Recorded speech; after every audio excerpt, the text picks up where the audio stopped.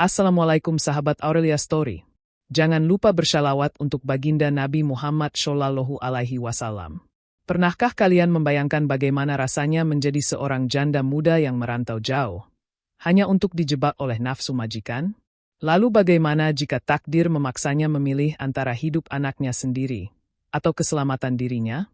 Subscribe channel Aurelia Story dan nyalakan loncengnya agar tidak ketinggalan kisah-kisah penuh pelajaran hidup. Namanya Aulia. Perempuan berusia 25 tahun itu menatap kaca jendela pesawat dengan pandangan kosong. Sementara lampu kota Arab Saudi berkilauan di bawah sana. Entah apa yang membuatnya lebih berat menahan air mata. Apakah rasa takut? Atau rasa bersalah karena meninggalkan anak semata wayangnya di kampung? 6 bulan lalu, suaminya meninggal dunia dalam kecelakaan motor. Tak ada yang pernah mengira, rumah tangga yang baru berjalan 3 tahun itu akan hancur dalam sekejap. Aulia bahkan belum sempat menunaikan janji arwah suaminya yang ingin membelikan rumah kecil di dekat sawah orang tuanya. Ia hanya perempuan desa lulusan SMA, lahir di kaki Gunung Lawu, yang tak punya bekal apa-apa selain niat baik dan sedikit keterampilan merawat rumah. Setelah suaminya wafat, hutang menumpuk. Anaknya yang masih balita menjerit setiap malam kelaparan. Orang tuanya sudah tua, tak sanggup membantu lebih banyak. Maka ketika ada penawaran bekerja sebagai pembantu rumah tangga di Arab Saudi, dengan gaji cukup besar, Aulia menegakkan hati. Dia berdoa kepada Allah agar dijauhkan dari mara bahaya. Dalam benaknya, hanya ada satu niat, membayar hutang dan membahagiakan anaknya di kemudian hari.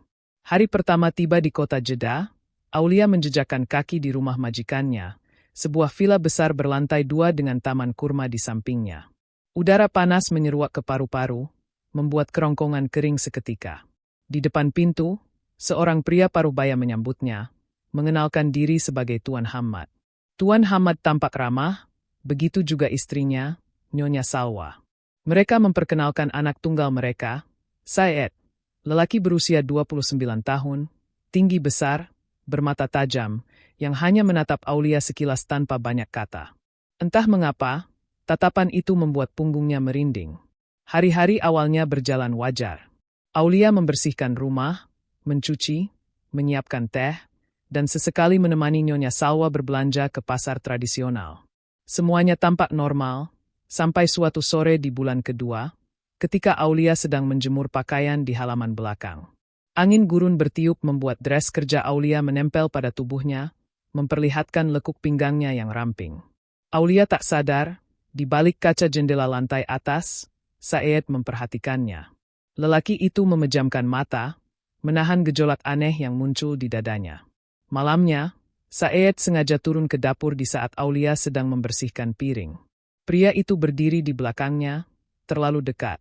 Napasnya menabrak tengkuk Aulia, membuat wanita muda itu terkejut. "Kau sudah menikah lagi?" Suara Said pelan, namun dalam. Aulia menunduk, bergetar. "Belum, Tuan." Saat itu, senyum tipis muncul di bibir Said. "Bagus," katanya lirih. Aulia hanya diam, tak berani menatapnya. Degup jantungnya berlari, tak mampu ia kendalikan. Setelah itu, Said pergi begitu saja, meninggalkan aroma parfum maskulin yang membuat Aulia semakin gugup. Setiap hari, Said makin sering muncul. Kadang pura-pura menanyakan sabun habis, kadang menyuruh Aulia membersihkan kamarnya meskipun baru saja dibersihkan. Semua dilakukan hanya agar bisa memandangi Aulia lebih dekat. Nyonya Salwa dan Tuan Hamad tidak curiga apapun, sebab Aulia bekerja dengan sangat baik. Ia rajin, lembut bicara, selalu sopan, tak pernah membantah. Baginya, menjaga nama baik adalah segalanya, agar tidak dipulangkan lebih awal. Tetapi Said, diam-diam, menumbuhkan hasrat yang tak lagi bisa ia bendung. Puncaknya terjadi di suatu malam.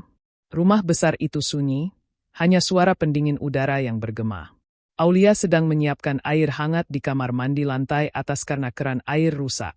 Ia tak sadar bahwa Said masuk pelan-pelan ke belakangnya. "Tuan, kenapa datang ke sini malam-malam?"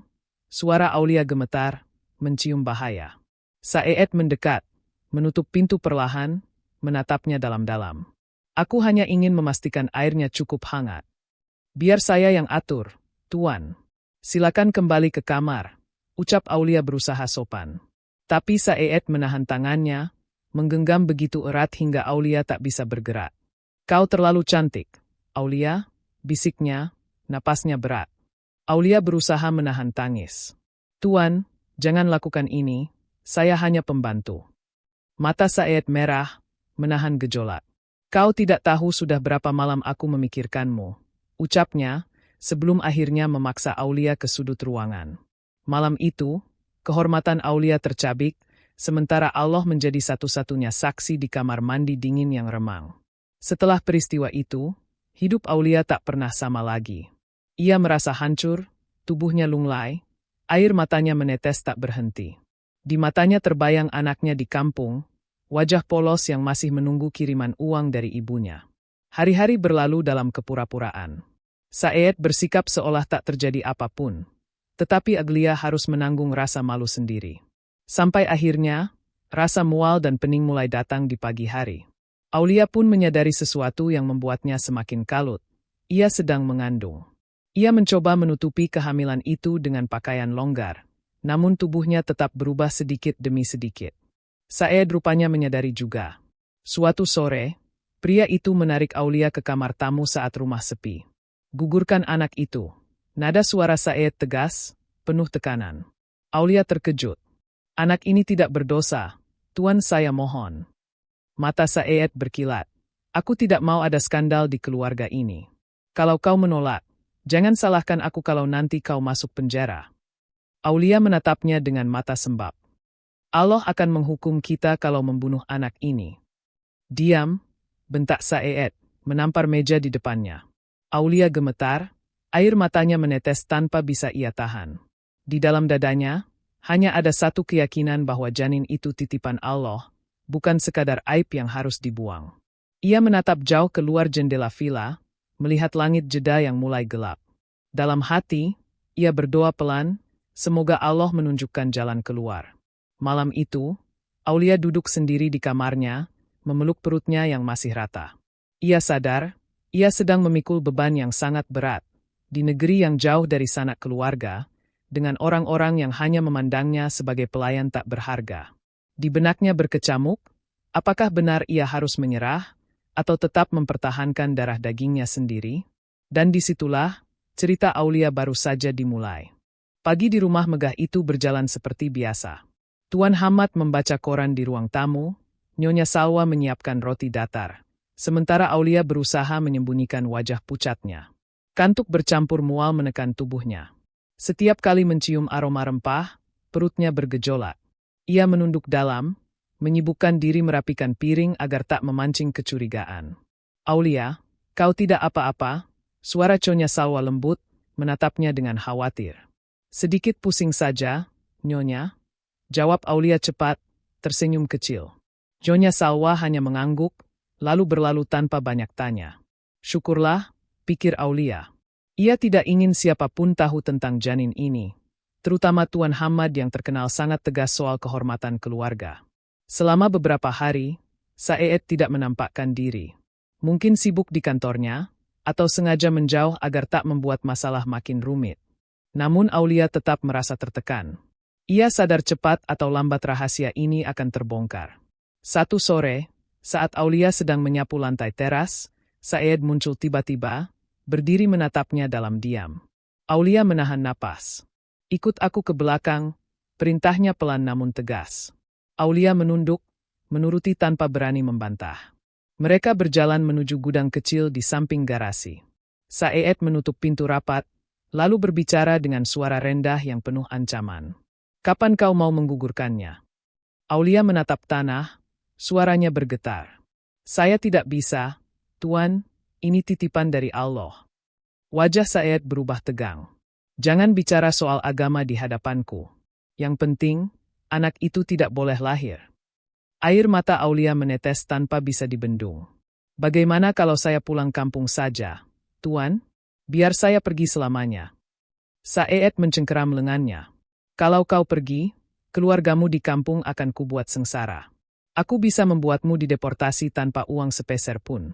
Mengerti? Kata-kata itu seperti belati menancap di dada Aulia. Harapannya untuk melarikan diri seolah sirna dalam sekejap. Ia hanya mampu mengangguk lemah, mencoba meredam tangis yang memuncak di kerongkongan. Malamnya, Aulia menangis dalam sujud panjang. Hanya Allah tempatnya memohon. Ya Allah, jika anak ini memang ujian untukku, berilah aku kekuatan. Jangan biarkan mereka membunuh darah dagingku. Keesokan harinya, Aulia berusaha bekerja seperti biasa, meski jiwanya terus bergetar. Setiap langkah terasa berat, setiap tarikan napas seakan membakar dadanya. Hari berganti minggu. Kandungannya semakin terasa nyata, meski belum terlihat jelas. Aulia membeli vitamin rahasia di toko kecil dekat masjid, agar janin tetap sehat. Ia sembunyikan botol itu di bawah kasurnya, berdoa semoga tidak ada yang menemukannya. Suatu siang, Nyonya Salwa meminta Aulia menemaninya ke pasar kurma. Mereka berjalan di antara kerumunan, melewati tumpukan buah segar dan rempah-rempah harum. Nyonya Salwa sesekali menggandeng tangan Aulia, tersenyum tulus. Kau gadis baik, Aulia. Aku bersyukur kau membantu kami. Ucapan itu menusuk hati Aulia seperti sembilu. Andai Nyonya Salwa tahu rahasia kelam ini, akankah ia tetap memanggilnya gadis baik? Di pasar, Aulia tiba-tiba merasa pusing. Pandangannya berputar, suara orang-orang terdengar jauh. Ia berpegangan pada tiang besi agar tak jatuh. Aulia, kau sakit? Tanya Nyonya Salwa panik. Aulia menelan ludah. Hanya kepanasan, Nyonya. Sebentar saja. Untunglah tidak sampai pingsan. Nyonya Salwa memaksa Aulia duduk, membelikan air dingin, lalu mengajaknya pulang lebih cepat. Setibanya di rumah, Saed sudah menunggu di tangga. Matanya menatap tajam, seakan mencium bahaya. Kau sudah bilang pada ibuku? Suaranya rendah, tapi menusuk. Tidak, Tuan. Saya tidak berani. Jawab Aulia pelan. Bagus, desis Saed. Lalu berlalu ke ruang kerjanya. Hati Aulia semakin tenggelam dalam ketakutan. Ia merasa seperti ikan dalam jaring, terjebak tanpa jalan keluar. Setiap malam, mimpi buruk datang. Terbayang wajah anaknya di kampung, lalu terbayang juga janin di rahimnya yang belum berdosa. Pada suatu malam, Aulia menulis surat rahasia. Anak ibu di kampungku, maafkan ibu. Ibu harus berjuang agar kalian tetap hidup. Doakan ibu kuat menghadapi cobaan ini. Ia simpan surat itu di lipatan sajadahnya, berharap jika terjadi sesuatu, setidaknya ada pesan terakhir untuk orang yang ia cintai. Pagi-pagi, Saed kembali memaksa Aulia menemuinya di halaman belakang. Aku sudah siapkan uang untuk dokter. Kita selesaikan ini minggu depan. Aulia menahan napas, suaranya tercekat. Apakah tidak ada cara lain, Tuan? Tidak, suara Saed tegas, tak memberi ruang tawar-menawar. Air mata Aulia meleleh, menetes ke tanah yang kering. Di kepalanya hanya satu hal berputar-putar. Bagaimana cara menyelamatkan anak ini? Malam itu, Aulia termenung di jendela kamarnya. Angin gurun berembus pelan, seakan membisikkan ketabahan. Ia sadar, tak akan ada yang bisa menolong selain Allah. Ia bertekad, jika memang harus melawan, ia akan melawan dengan cara apapun. Ya Allah, tunjukkan jalanku. Dan saat fajar menyingsing, Aulia berjanji pada dirinya sendiri, ia tidak akan menyerah. Apapun resikonya. Aulia terbangun di dini hari dengan napas terengah. Mimpi buruk lagi-lagi menyesakkan dadanya, membuat bajunya basah oleh keringat dingin. Bayangan Saed menodainya di kamar mandi terus menghantui pikirannya. Di sampingnya, sajadah tergulung rapi, menjadi saksi bisu air matanya semalam. Mata Aulia menatap ke arah langit-langit kamar, lalu ke sudut lemari tempat ia menyembunyikan botol vitamin. Perlahan ia menegakkan badan, menepuk dadanya, mencoba menenangkan degup jantung yang kacau. Anak ini harus tetap hidup, bisiknya pelan, seolah menegaskan sumpah pada dirinya sendiri. Pagi itu, suasana villa tetap sama, megah dan sunyi. Tuan Hamad sudah berangkat lebih pagi untuk menemui rekan bisnisnya.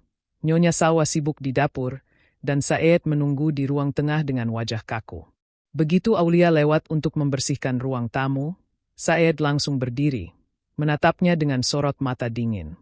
Ingat, minggu depan kau pergi ke klinik, ucapnya pelan namun tegas. Aulia menelan ludah, hatinya berontak, tapi tak mampu berkata apa-apa. Ia hanya menunduk dalam-dalam, lalu melangkah pergi sambil menahan air mata. Hari demi hari berjalan bagai siksaan batin. Setiap malam, Aulia menulis doa di secarik kertas, menuliskan harapannya agar Allah melindungi janin kecil dalam rahimnya. Setiap kalimat terasa berat, seolah tertulis dengan darah dan air mata. Beberapa malam kemudian, Saeed memanggilnya ke kamar tamu. Pria itu duduk di sofa, menekuk keningnya, tampak gelisah. Kau paham kan, Aulia? Aku tidak mau kehormatan keluarga ini rusak, katanya dingin.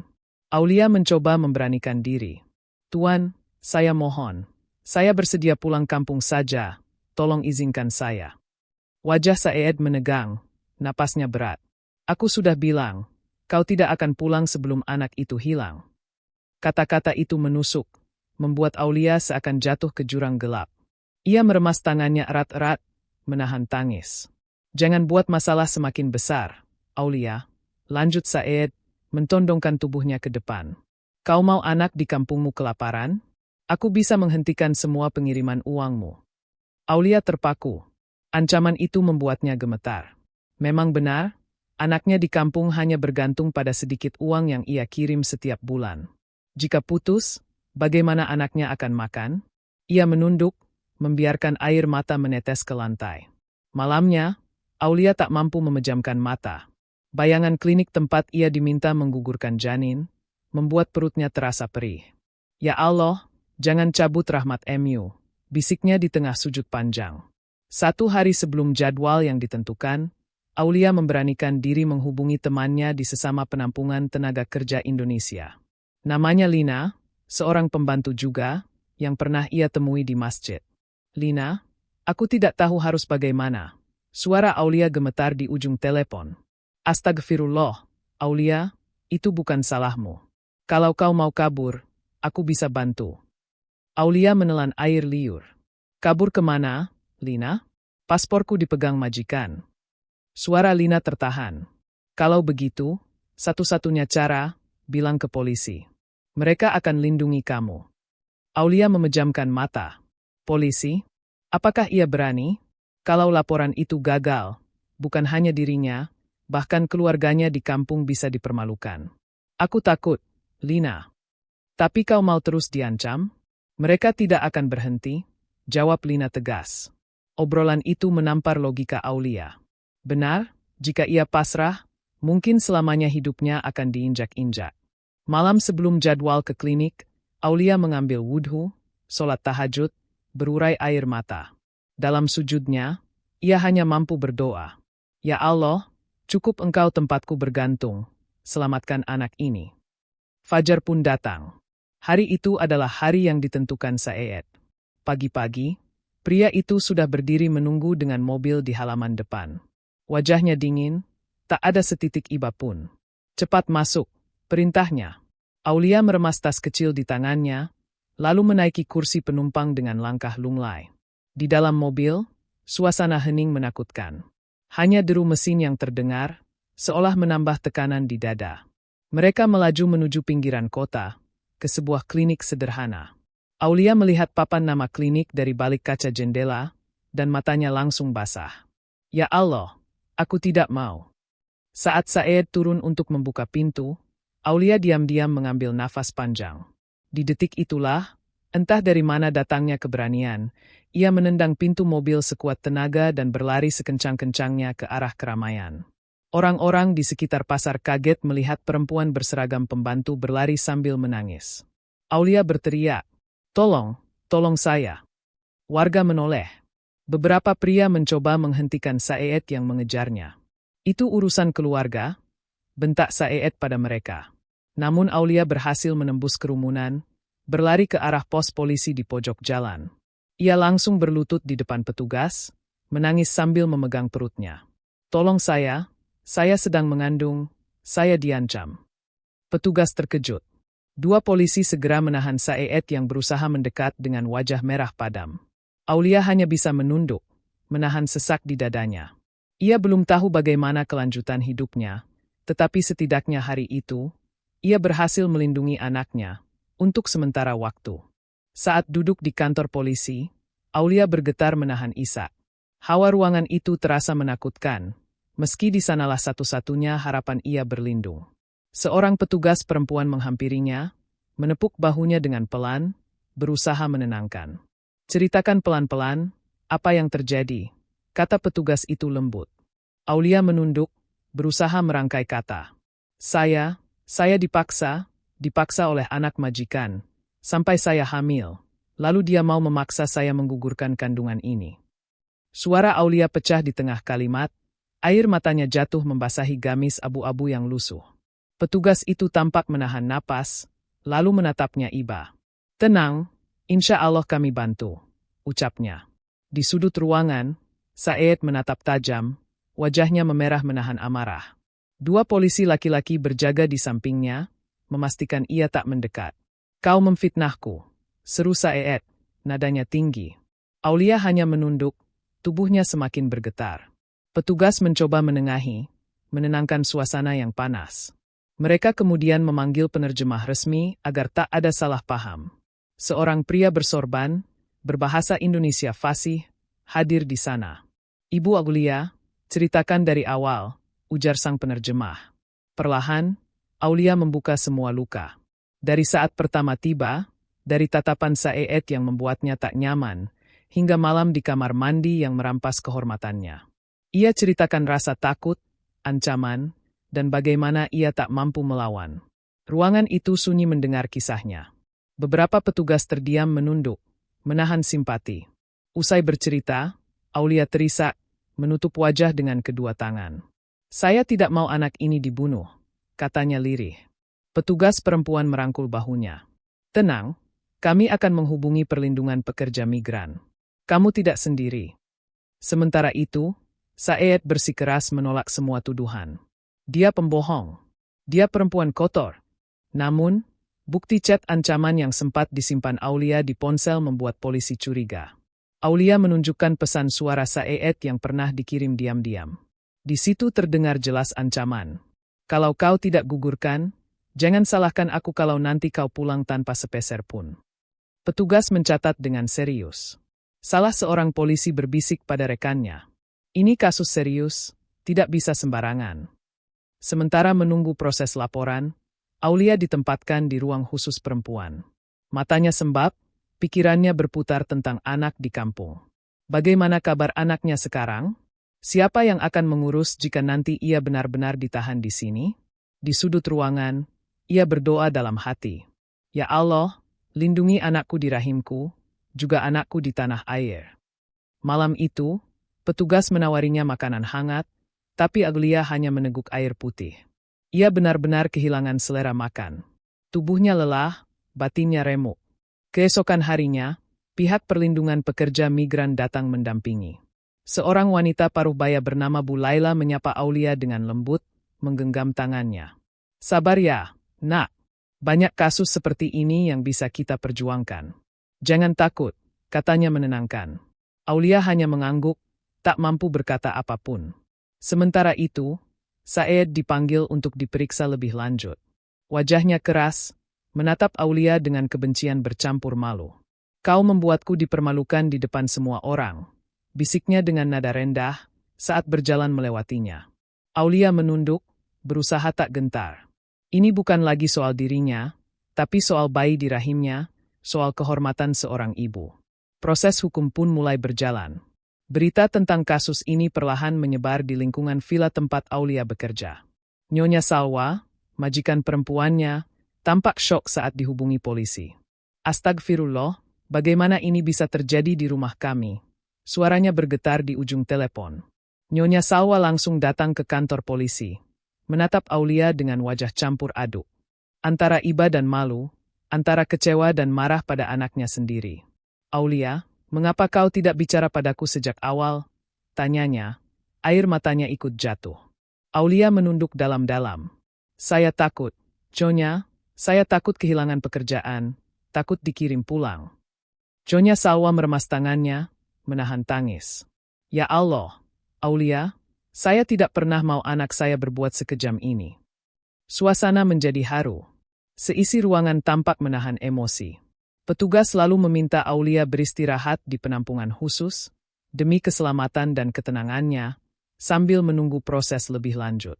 Malam itu, di kamar penampungan, Aulia memeluk perutnya pelan. Janin di rahimnya seolah memberinya semangat baru, meski dunia terasa kejam.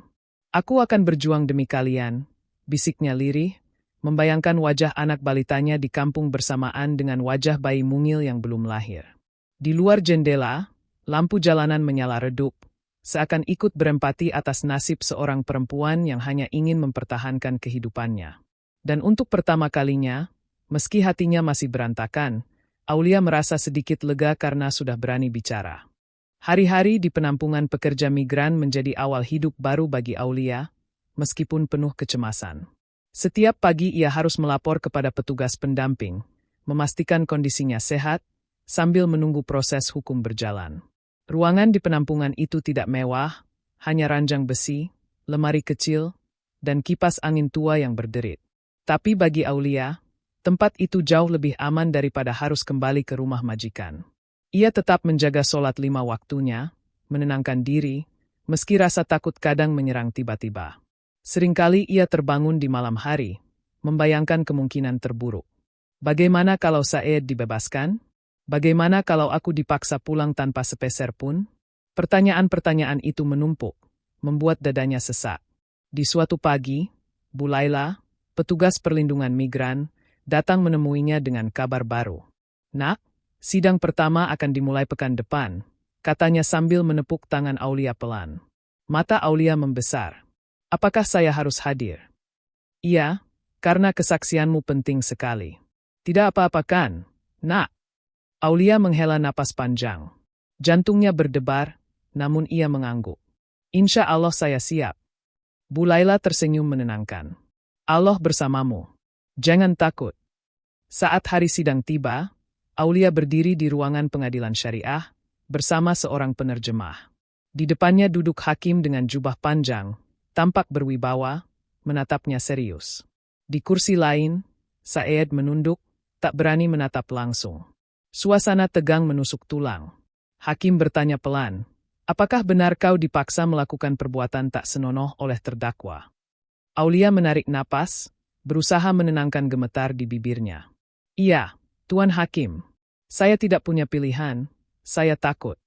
Hakim mencatat dengan teliti. "Apakah kau yakin anak ini adalah hasil perbuatan terdakwa?" Aulia mengangguk perlahan. "Iya, Tuan." Beberapa orang di ruangan menahan napas. Suasana sunyi, hanya suara kipas angin berputar di sudut ruangan yang terdengar. Saat hakim bertanya kepada Saed, pria itu berdalih, "Dia menipuku, dia penggoda, perempuan tak bermoral." Aulia terkejut, air matanya menetes lagi. Sungguh menyakitkan mendengar tuduhan itu, padahal ia sendiri korban. Hakim menatap Saed tajam. "Apakah kau punya bukti kalau dia menggoda lebih dulu?" Saed bungkam, hanya menunduk. Aulia meremas jemarinya. Di hatinya muncul rasa sakit bercampur lega. Setidaknya hari ini, ia sudah berani bersuara. Sidang ditunda untuk memeriksa saksi lain. Aulia dibawa kembali ke penampungan, wajahnya pucat dan lelah. Malamnya, Bu Laila datang menemuinya, membawa kabar dari Indonesia. "Anakmu di kampung sehat, alhamdulillah," ucap Bu Laila menenangkan. Aulia menahan air mata. Terima kasih banyak, Bu." Suaranya bergetar. Ia merasa sedikit lebih kuat, meskipun besok masih harus menghadapi proses panjang. Beberapa hari kemudian, Nyonya Salwa datang ke penampungan. Wajahnya sayu, membawa sebuah tas kain berisi beberapa potong pakaian bersih dan makanan kecil. "Aulia, saya benar-benar minta maaf." Suaranya parau, menahan tangis. Aulia menunduk dalam, tak sanggup bicara banyak. Hatinya campur aduk. Nyonya Salwa meraih tangannya. "Kau seperti anakku sendiri selama ini." "Saya tidak sangka Saed berbuat setega itu." Tetes air mata jatuh di tangan Aulia. Untuk pertama kalinya sejak musibah itu, ia merasa ada sedikit kehangatan manusia lain yang tulus padanya. "Saya tak bisa menolong banyak, Aulia," lanjut Nyonya Salwa, "tapi saya akan berusaha agar kamu mendapatkan keadilan." Aulia hanya mampu menunduk, menangis dalam diam. Setelah Nyonya Salwa pergi, Aulia memeluk sajadahnya erat-erat. Janin di rahimnya terasa bergerak pelan, seolah ikut merasakan derita ibunya. "Anak, kita harus kuat," bisiknya. Hari berganti, panggilan sidang kedua datang. Kali ini, hakim meminta bukti tambahan, termasuk rekam medis kehamilan Aulia, juga kesaksian tetangga yang sempat mendengar jeritannya saat kabur. Semua bukti itu dikumpulkan dengan susah payah oleh Bu Laila dan petugas lain. Aulia merasa sangat terbantu, meski rasa takut tetap menancap di hatinya. Ia sadar, selama proses berjalan, keselamatan dirinya dan bayi di rahimnya masih bergantung pada perlindungan Allah. Dalam doanya setiap malam, Aulia hanya memohon satu hal. "Ya Allah, jangan biarkan anak ini diambil dariku."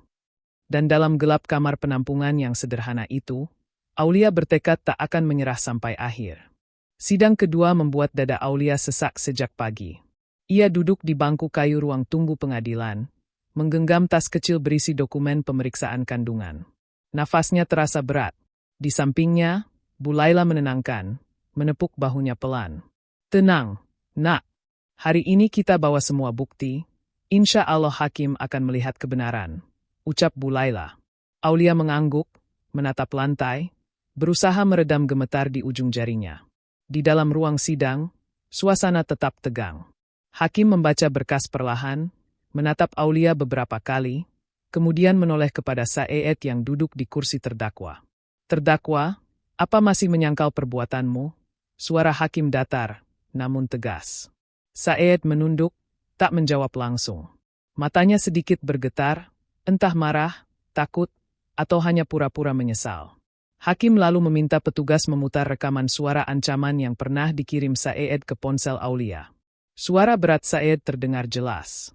"Kalau kau tidak gugurkan, jangan salahkan aku kalau nanti kau pulang tanpa sepeser pun." Beberapa orang di ruang sidang menahan napas, sebagian berbisik pelan. Wajah Saed mengeras. Hakim menatapnya tajam. "Apa maksudmu mengucapkan kata-kata seperti itu?" Saed berusaha membela diri. Saya hanya takut keluarga saya malu." Hakim menghela napas, menuliskan catatan di berkasnya. Suasana seakan berhenti sesaat, hanya suara jam dinding berdetak. Aulia menunduk, air matanya menetes satu persatu. Di dalam rahimnya, janin mungil itu seakan ikut merasakan ketegangan ibunya. Hakim lalu menoleh pada Aulia. "Ibu, apakah kau tetap ingin mempertahankan kehamilan ini?" Aulia menarik napas panjang, menegakkan wajah dengan penuh keyakinan. "Iya, Tuan Hakim. Anak ini tidak bersalah." Hakim mengangguk pelan. "Baik, pengadilan akan menilai dan mempertimbangkan perlindungan bagi ibu dan calon anak ini." Setelah itu, sidang ditunda untuk mendengar keterangan saksi dari pihak perlindungan migran. Aulia keluar ruangan dengan langkah lunglai, namun sedikit lebih tenang. Ada setitik harapan bahwa perjuangannya tidak sia-sia. Di lorong pengadilan, Nyonya Salwa menunggu. Wajahnya tampak lelah, mata berkaca-kaca. Begitu melihat Aulia, ia mendekat dan meraih tangannya. "Aulia, maafkan anak saya," ucapnya terbata, air matanya menetes. Aulia menahan getar bibirnya, tak sanggup berkata banyak. Nyonya Salwa terus menggenggam tangannya erat. "Kalau kamu butuh apapun, bilang padaku. Saya tidak mau kamu menderita sendirian," katanya. Hati Aulia seperti disiram embun. Meski luka di dadanya masih dalam, paling tidak ada satu orang di rumah itu yang tulus peduli padanya. Setibanya di penampungan, Aulia langsung merebahkan diri di ranjang besi yang dingin. Ia memejamkan mata, merasakan denyut janin yang perlahan mulai membuat perutnya sedikit menonjol. "Anak, kita sudah hampir sampai. Sabar ya," bisiknya pelan. Malamnya, Aulia terjaga karena mimpi buruk. Bayangan Saed memaksanya lagi muncul berkali-kali. Ia menggigil, meneguk air putih sambil membaca doa, memohon agar Allah menguatkannya sampai semua berakhir. Beberapa hari setelahnya, Bu Laila datang membawa kabar gembira. "Nak, kamu akan mendapat pendampingan medis rutin dari pemerintah sini, agar kehamilanmu aman," katanya penuh semangat.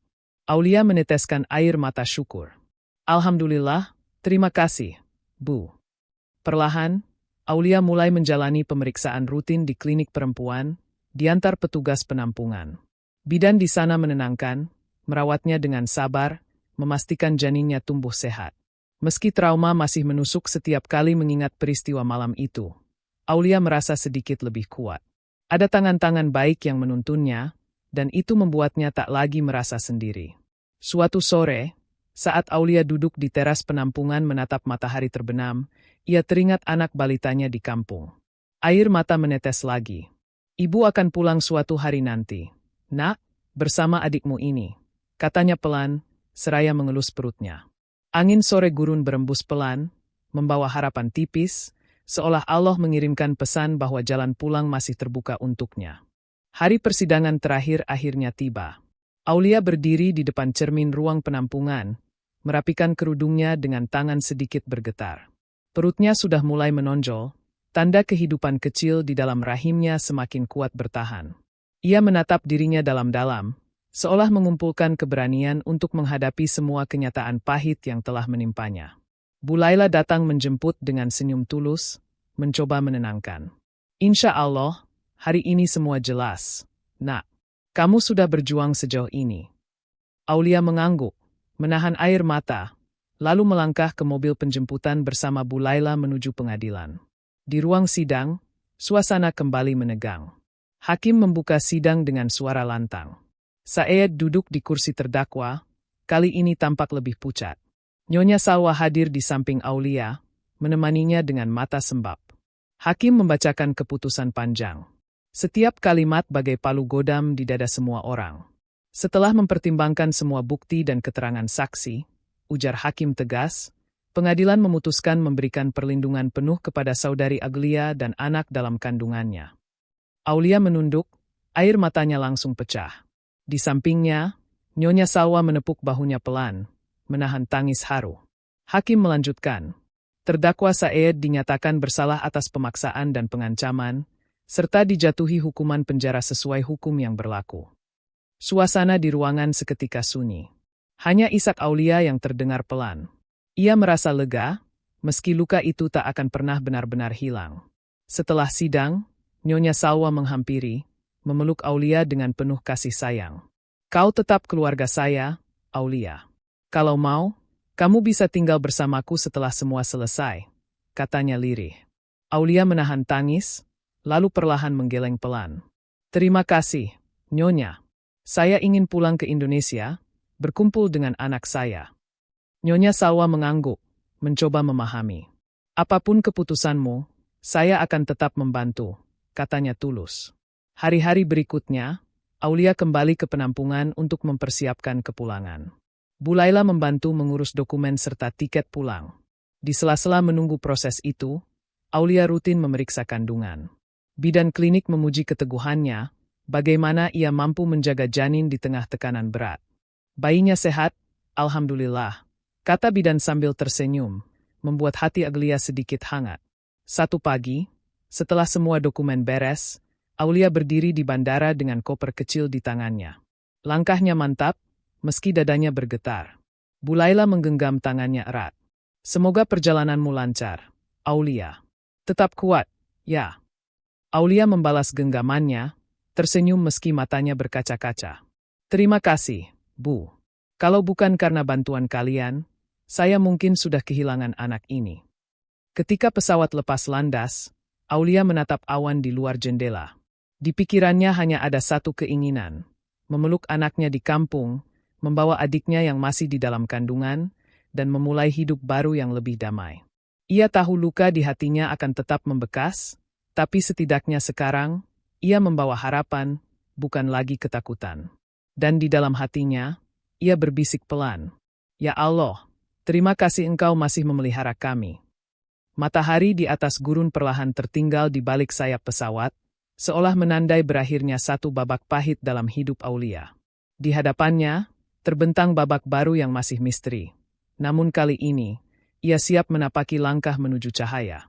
Terima kasih telah mendengarkan dan menonton sampai akhir.